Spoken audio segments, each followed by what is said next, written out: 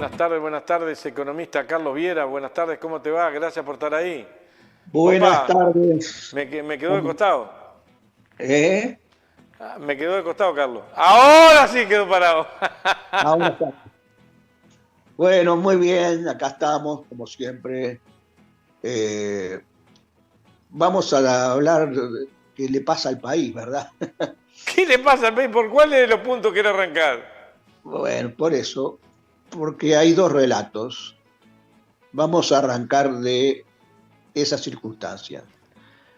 Pienso que pasan muchas cosas, sin embargo, no se mueve la aguja en cuanto a adhesión ciudadana, a pesar de los hechos muy contundentes que suceden, y eso es lo que de alguna manera desconcierta. Eh, es cierto que hay un cambio en la forma de relacionarse las personas humanas entre sí, que es un cambio que tiene que ver con todo lo que evoluciona esta sociedad en la que vivimos y que no es ausente a la presencia del capitalismo, que es anulador de la persona, que cada vez se tiende a ser más anulador de la persona. Y bueno, en ese sentido hay que asumir ciertas circunstancias y adaptarnos a lo que viene. Yo digo, miren, hay un gobierno en el que confiaron muchos, que prometió mucho y que, empecemos, no arregló ni cercanamente el tema de la inseguridad ciudadana, que fue lo que más se puso y lo que creo que concitó más expectativas de los votantes. El tema está allí, quedó demostrado que es un tema que tiene raíces profundas, que no se trata de una mejor gestión, o buena o mala, eso existe, sí, pero hay un problema profundo en la sociedad que tiene también que ver con el funcionamiento económico y social en que estamos, y que bueno, pero hay otros factores que inciden mayormente y parece que ahora se reconoce. Después de todo lo que se dijo, se reconoce que el problema de la inseguridad tiene que ver con otras cosas y que se quiere hacer una política de Estado y se convoca a la oposición. Y bueno, allí estamos. Creo que ese tema está siendo claramente visualizado por parte de la gente, y por ahí andamos y no sé si no está moviendo la aguja o no, pero la adhesión ciudadana tiene que estar resentida hacia un gobierno que prometió hacer algo tan importante y no lo hizo. Pero luego en el salario, en el empleo, lo único que hay en el salario es el reconocimiento de una baja que ha generado mayor nivel de pobreza, el indicador de pobreza aumentó, y lo único que hay es una recuperación del salario. El empleo también, la tasa de desempleo no se ha recuperado con respecto al año 19. Quiere decir que en dos aspectos que son vitales, porque el salario y el empleo es lo vital, lo que hace al nivel de vida de la gente, de la gran mayoría de la gente. No me refiero a los que tienen al 1% que concentra el 32% de los ingresos del país, me refiero a la gran mayoría de la gente. Luego tenemos que se ha dado en concesión por 60 años nada más ni nada menos que un factor estratégico de producción en el país, factor como de producción de servicios, pero factor al fin, que es el puerto de Montevideo, en una concesión discutible desde el punto de vista legal, muy discutible, y con muy poco certezas de que el país tenga algún beneficio en ella. Luego no hay una clara política en materia de inserción internacional, es errática, confusa, se ha ido para un lado diciendo que se conseguían acuerdos de libre comercio que supuestamente iban a mejorar la situación de la gente. Yo creí siempre que no, por ese lado, pero igual que también, aún en el caso de que eso fuese así, fracasaron rotundamente, quedaron en aguas de borrajas.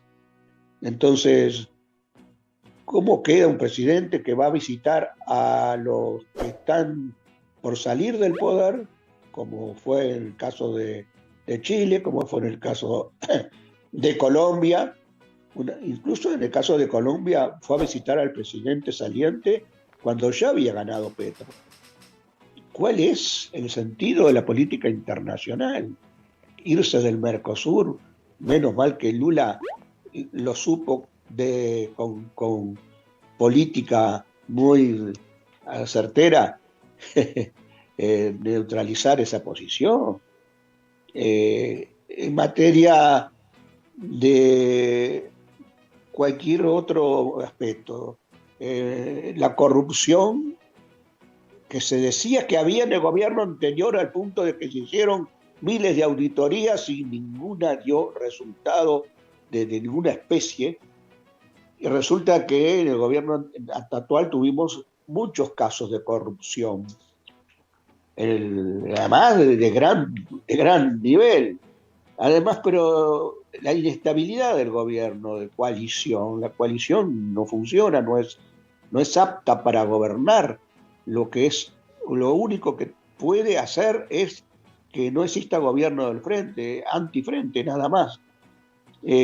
Tuvieron que cambiar ya 7 ministros, una subsecretaria, 21 jerarcas ministeriales, ministeriales intermedios, un jefe de seguridad de presidencia, ya se sabe de quién hablo, 7 jefes de policía, todos los que han tenido que ser suplantados o han sido destituidos, no formaban parte del partido, el ala herrerista del Partido Nacional siquiera. Formaban parte de otros sectores de la coalición o no del ala herrerista. Un gobierno así no puede gobernar en esas condiciones. No le hace bien al pueblo, no le hace bien a la gente. Bueno, ese relato que además que la pandemia se calificó muy bien por parte del gobierno, que desde el punto de vista sanitario, desde el punto de vista económico, la cosa fue muy buena. Yo digo, desde el punto de vista sanitario, prendió el relato de que fue buena. Yo creo que fue, en todo caso, mediana o mala, pero por ahí lo dejo porque yo sé que hay una mayor percepción ciudadana de lo contrario que se ha impuesto, porque se tiene para este relato, se usa una cantidad de medios de publicidad, bueno, la ley de medios, todo eso. Luego, desde el punto de vista económico, la pandemia fue un problema y ahora serio que no se solucionó, se ajustó dentro de lo que es recesión natural de la pandemia por cierto grado de inmovilidad, pero desde el punto de vista económico se hizo la moña al revés. Todos los países del mundo, en vez de ajustar, expandieron el crédito, expandieron el nivel de asistencia a los ciudadanos. Acá se retaseó, se fue muy poco expansivo en todo eso, se actuó a contramano de lo que se actuó en el mundo. Y bueno, ahora estamos sin agua potable, sin agua que puede considerarse en condiciones adecuadas para... y se le echa la culpa a... Bueno, pero el agua es potable, pero no es bebible, o es bebible, pero no es potable. Bueno, la gente además, vos que vas seguido a algún comité de base y come chorizo, si no come chorizo, ya está. Ahí Puede está, tomar más agua. ahí está. Bueno, o sea, como que el problema, yo me acuerdo aquel que siempre que, bueno, no sé si tan lejanamente, creo que hace poco también, alguien dijo, bueno, subió el costo de vida, pero lo que tiene que hacer la gente es comer más fideos y más esto, en vez de comer carne, que quiere decir que así se las tiene que arreglar. Ajustes el cinturón, la gente comiendo otras cosas. Bueno, esto es parecido.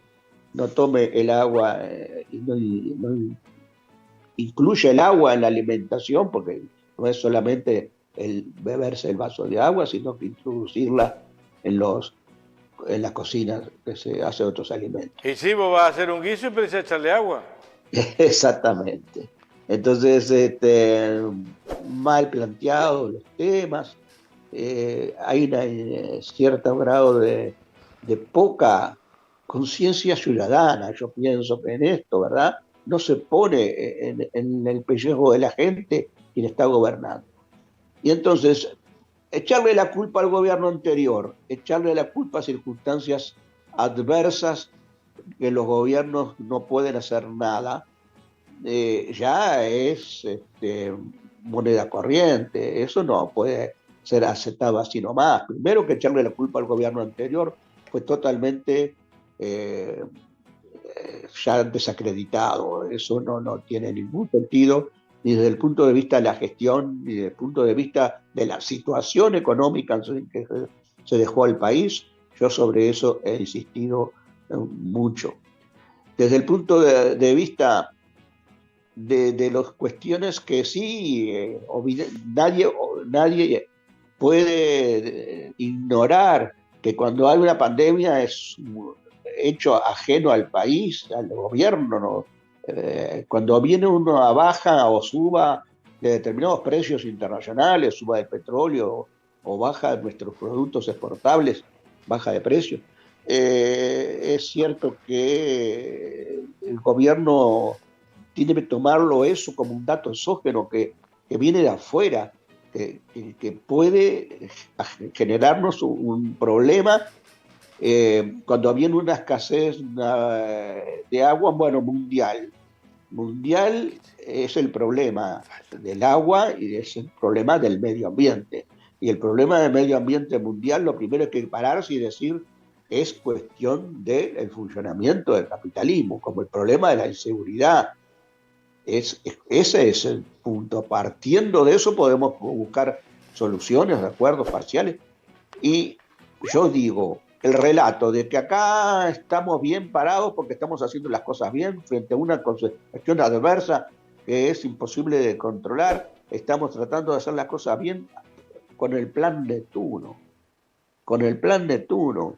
Ni siquiera se hicieron las cosas bien en materia de la publicidad a tiempo, la bien entendida publicidad, informando a la gente en lo que estamos a tiempo, ni siquiera se hicieron con inversiones, aunque no sean las de fondo, a tiempo, no se hizo lo que se tenía que hacer y bueno, la oposición fuimos capaces, desde la oposición fuimos capaces de dejarles en claro cuáles eran los errores que se estaban cometiendo en el corto plazo y cuáles son los errores que vienen de atrás. Que si el Tabaré Vázquez deja un mensaje diciendo, yo creo que fue visionario en el sentido de que alertó que había una carpeta para ser instrumentada si el gobierno nuevo quería, y el gobierno quería el plan Arasatí, el plan Neptuno, no quería ese. Y en función de que no quería ese, se perdieron 3 años, señores.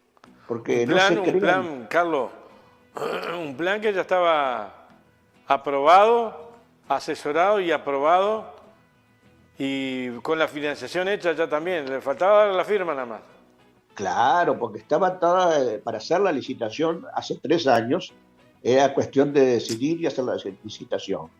Ahora recién, después de 3 años, se dice, ahora vamos a hacer la licitación, vean cómo estamos prestamente atendiendo el problema. La licitación de algo en la cual no estamos de acuerdo, el plan de Neptuno no estamos de acuerdo, y entonces podría ser que ahora lo impongan porque las circunstancias nos están indicando que lo vital es generar el agua potable para la población a la larga. Entonces yo diría, los gobiernos tienen que estar allí y se sabe que hay factores que son de resorte interno y hay factores que son de resorte externo al gobierno. Pero los gobiernos tienen que mitigar, tratar, tomar medidas para mitigar los efectos nocivos que vienen del exterior o que vienen de circunstancias que no puede controlar, y tiene que tratar de potenciar aquello que desde el exterior viene y es favorable para nosotros. De eso se trata, de eso se trata. El Uruguay en el 2008 tuvo la misma crisis internacional que tuvo el conjunto de países. Y Uruguay en el 2008 supo sortear el tema porque se tomaron medidas que impidieron que Uruguay ajustara a tono con lo que ajustaron otros y decreciese el nivel de vida de la gente. En Uruguay entonces se tomaron medidas adecuadas y la economía no se resquebrajó, sino por el contrario siguió subiendo, quizás lo hizo a menor ritmo, pero siguió subiendo, mientras que las economías a nivel mundial y a nivel de la zona se derrumbaron. Entonces, eso significa que no se puede decir culpa de la pandemia, culpa de la herencia maldita, culpa del problema de la escasez de agua que hay en Uruguay, cuando estaban por aceptar que viniese una inversión extranjera consumidora de grandes toneladas, de grandes cantidades de agua,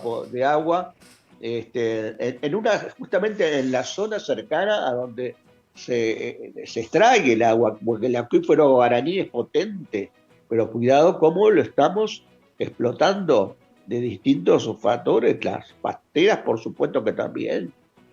Entonces, asumamos, hagámonos cargo, señores del gobierno, háganse cargo de lo que está pasando. Tiene que ver con ustedes, que ha habido unas carencias muy fuertes, que el comercio exterior del país le puede estar yendo bien, nada más que en beneficio de dos o tres grandes exportadores, porque tienen precios internacionales para sus productos básicos, que no tienen empleo detrás, y eso no es desarrollo económico, eso no vamos, por ahí no va, el país no va a ninguna parte. Por ahí vamos a tener, en todo caso, pan para hoy para algunos y hambre para mañana para todos. Bueno, lo dejo por acá. Muchas Gracias, gracias. Carlos Viera, un abrazo, gracias por estar.